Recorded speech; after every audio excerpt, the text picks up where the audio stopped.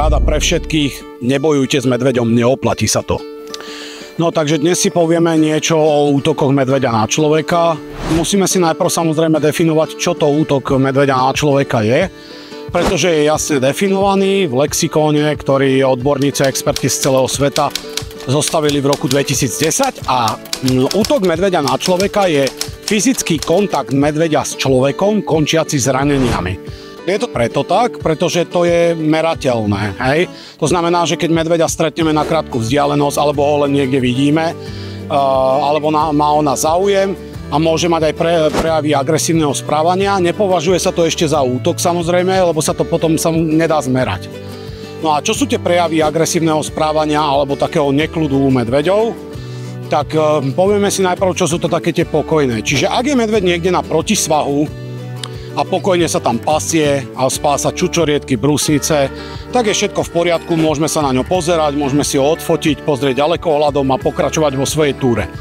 Ale ak je medveď bližšie a napríklad nervózne behá zo strany na stranu, alebo hrabe labou, fučí a poprípade zrovná celé svoje telo do jednej roviny, zahýba uši, cerí zuby, alebo nebodaj tými zubami cvaká, tak to sú všetko prejavy agresivity alebo nekľudu u toho medveďa a tam treba byť naozaj ostražitý.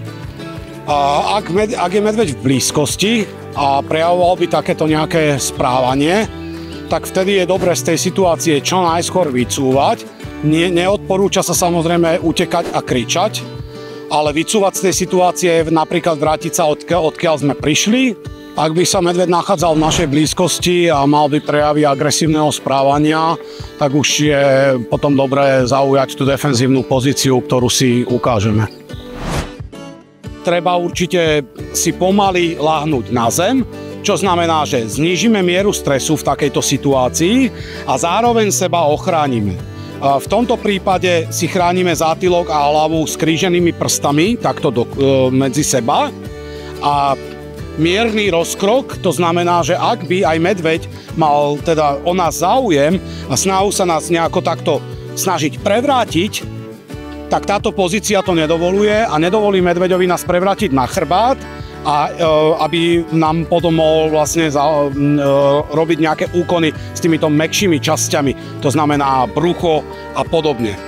Čo je dôležité pri tomto našom figurantovi dnes je aj ten ruksak na chrbte. Vo veľa prípadoch už aj dokázaných je to, že ten ruksak dokázal tú obeť toho útoku medveďa na človeka naozaj ochrániť a skončila s minimálnymi zraneniami.